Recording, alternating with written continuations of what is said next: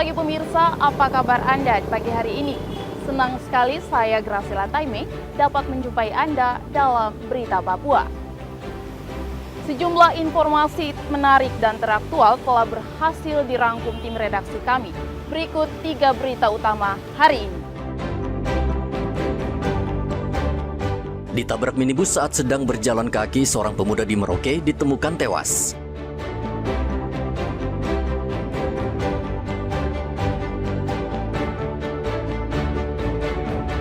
Dua anggota KKB diringkus Satgas Ops Damai Kartens di Nabire dan Yahukimo, salah satunya tewas.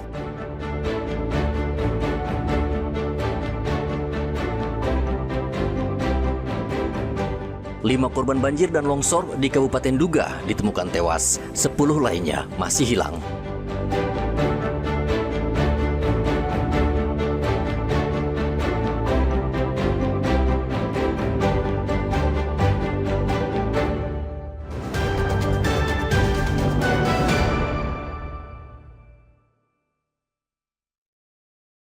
Polisi gencar memerangi peredaran minuman keras di Merauke, Papua Selatan dengan menggerebek 3 rumah di Jalan Cemara yang menjadi tempat memproduksi minuman keras oplosan.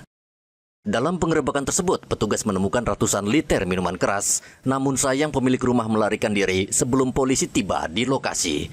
Polisi menyita seluruh barang bukti di lokasi, termasuk peralatan untuk membuat minuman keras. Saat ini polisi masih mencari pemilik rumah. Jadi ketika kita mulai masuk gerebek, adanya informasi kendaraan masuk atau dia mendengar kendaraan masuk, langsung melarikan diri lewat pintu belakang. Dari kita masuk itu di dalam rumah di Cemara itu, di tempat produksinya itu ada 4 ember yang berisi fermentasi daripada fermipan yang siap untuk dimasak. Jadi masing-masing ember besar itu ada berisi penuh, ada 4 ember, kemudian ada 20 botol sopi yang dikemas dalam botol fit yang sudah siap untuk diedar.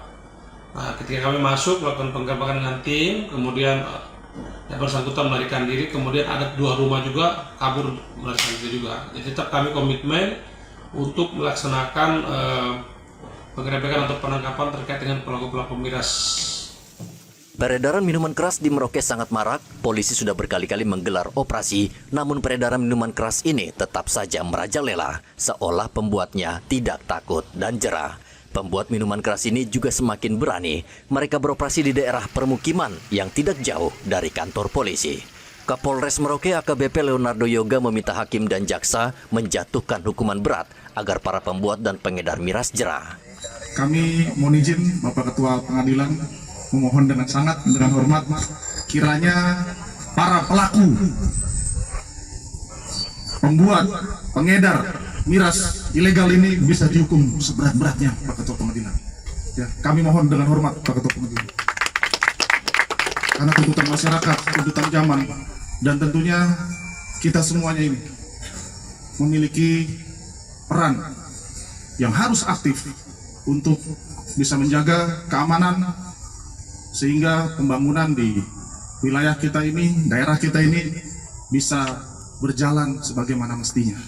Polisi mengimbau warga tidak memproduksi atau menjual minuman keras oplosan karena sanksinya adalah pidana penjara.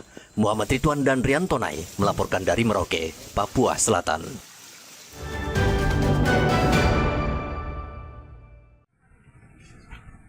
Masih menjalani penahanan di Polsek Merauke Kota atas kasus penipuan senilai ratusan juta rupiah, seorang terduga pelaku dengan inisial P kembali dilaporkan dalam kasus penipuan baru.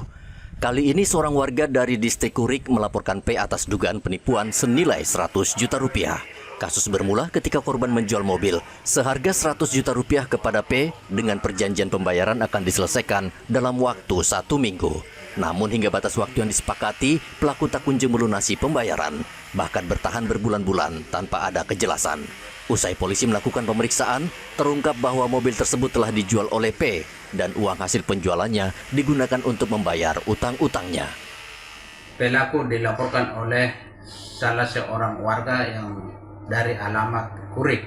Nah, kronologi kejadian bahwa si pelaku ini membeli mobil dari pelapor namun belum dibayar dan dijanjikan akan dibayar setelah pelaku menjual gelembung.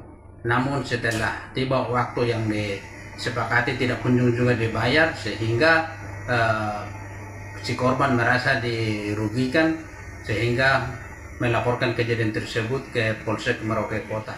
P sendiri sebelumnya sudah ditahan polisi dalam kasus penipuan lain senilai 250 juta rupiah. Dalam aksinya, P mengaku sebagai pengusaha hasil laut seperti gurita, ikan, dan sirip ikan untuk meyakinkan korban.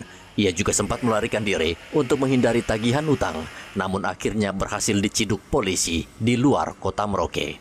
Muhammad Ridwan dan Rian Tonai melaporkan dari Merauke, Papua Selatan.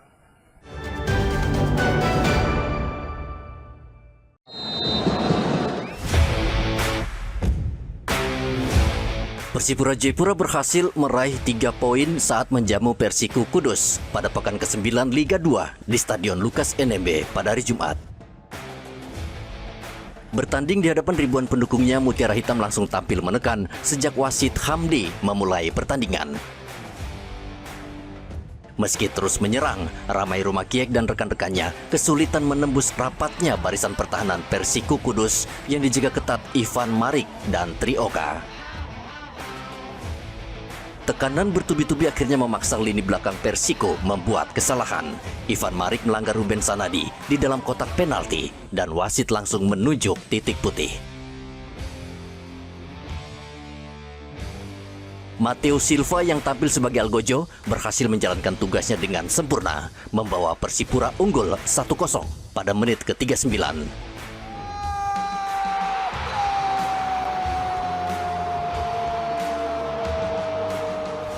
Skor tersebut bertahan hingga turun minum.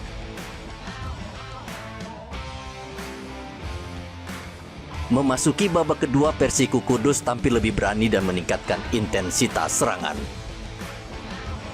Fendi Eko Utomo hingga Lerby Eliandri dimasukkan untuk mendongkrak daya gedor Macan Muria. Namun kokohnya pertahanan Persipura yang dikawal Arthur Vieira dan Ferdinand Ayomi membuat peluang mereka tak membuahkan hasil.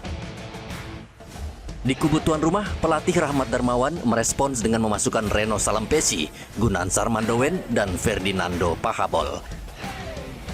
Masuknya 3 pemain ini membuat serangan Persipura lebih bervariasi, namun tidak ada tambahan gol hingga pertandingan berakhir. Persipura Jayapura menutup laga dengan kemenangan 1-0. Tambahan 3 poin ini membawa Mutiara Hitam naik ke peringkat 4 klasemen Liga 2 dengan 17 poin. Hanya terpaut 2 angka dari PSS Sleman yang berada di puncak klasemen Grup B. Sementara bagi Persiku Kudus, kekalahan ini membuat mereka tetap tertahan di papan bawah, tepatnya di peringkat 9 dari 10 tim peserta. Rian Tonai melaporkan dari Kabupaten Jayapura, Papua.